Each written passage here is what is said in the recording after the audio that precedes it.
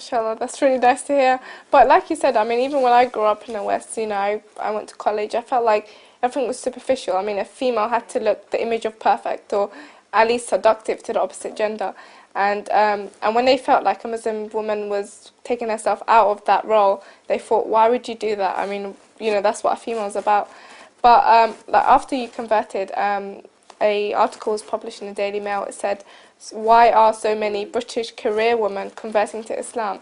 And that article, you know, it got like hundreds of responses, you know, people commenting on the page and people later on discussing it in other forums and TV shows. I saw it being discussed as well.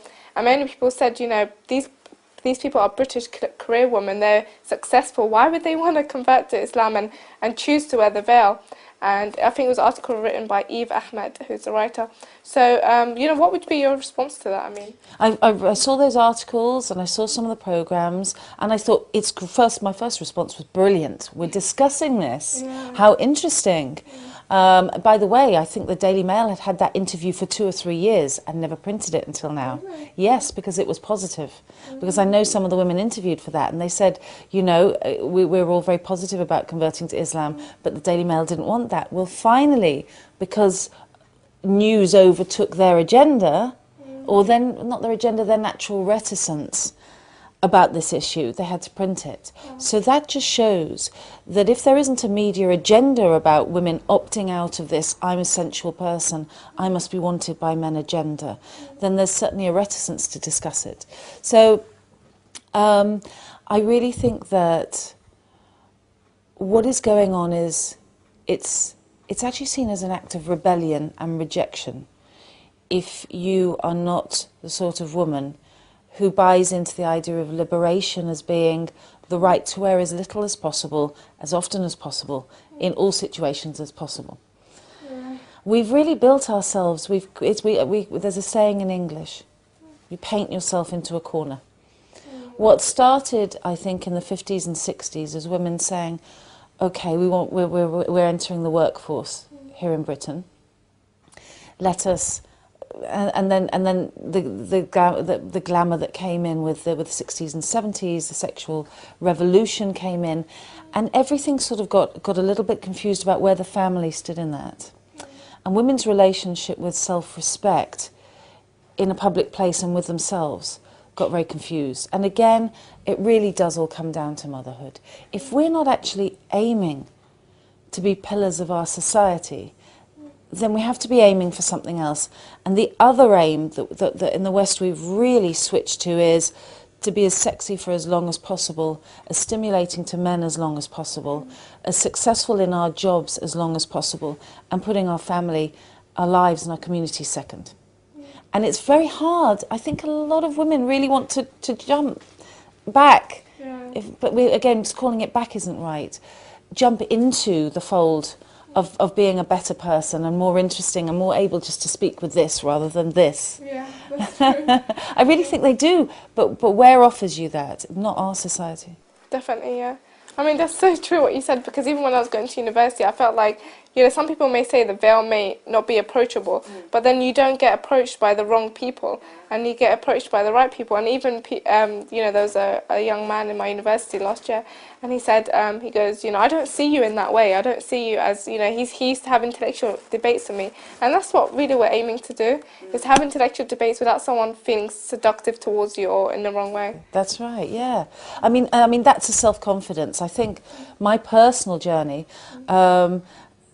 well, I didn't know I was on a journey towards Islam first and foremost. I've been working in the Middle East, and my respect for the family structure and for the love and for the peace and calm that the people exuded grew, and my interest in how Muslim women lived grew. And then a few examples kept coming my way. I remember about a year and a half ago meeting a young female engineer at a major British university of Middle Eastern origin, who had been wearing the burqa for a month. And I said, wow, the burqa, what were you wearing before? She said, jeans and t-shirt. Really? I said, you went from jeans and t-shirt into the burqa. She said, yeah. And I said, well, why? Did you get married? And she went, oh, I knew you were going to ask that. Because of course we can't make the decision on our own. And I said, well, forgive me. She said, I'm married, but my husband whilst respecting modesty, definitely didn't ask me. So what happened? She said, in my course, it's highly technical. It's very mathematical. It's very specific. And I was the only woman on the course because it's that high. No one was listening to me. The men were looking at me in a way I didn't like. When I went up to give a presentation, they would either talk, or I noticed that they would ask me questions afterwards that related to who I am. In other words, do you want to come out with me? She said even the lecturer, I felt, was looking at me in a way that disrespected my level of intelligence. She said, now I wear the burqa, everybody sits up and listens. She said, because they're... And she said, and I said, how do you present through a burqa? She said, I have to work really hard. And I like working hard. Now, that's not to say that every woman should wear the burqa and work that hard to make her point, but can we see how male disrespect and our own disrespect for ourselves can make women go, how do I escape? Because there's another kind of prison in Britain right now, which is the prison of spending 40% of your earnings on clothes you don't need, to look away that you shouldn't have to, and spend £50 a month on hair products that you shouldn't need to, and then spend less time on working at your course, at your work, at becoming an intelligent person. That's true. I mean, we've seen the documentaries broadcast on Channel 4 and all those channels about, young females going into surgery, plastic surgery, or, Botox, or I don't know what they are called, but it pushes young females to go into that to try to look the image of perfect when that's not what we should be aiming towards. I think the other thing that's going on that we really should discuss is that it's a question I get asked by Western interviewers is, well, what do you feel about women who are subjugated? Women in small villages through, they say through Islam, who are forced not to drive, in quite big cities as well around the world, not to drive, and not to go to work. I would say any woman who is forced into living a way that is not respectful to her, that's not Islam, that's men acting badly towards women. Yeah. That's what I'd say, and they have my support and my unstinting support in their fight for freedom and respect in their societies and in all societies. Yeah. What I needed to find out was that Islam? And just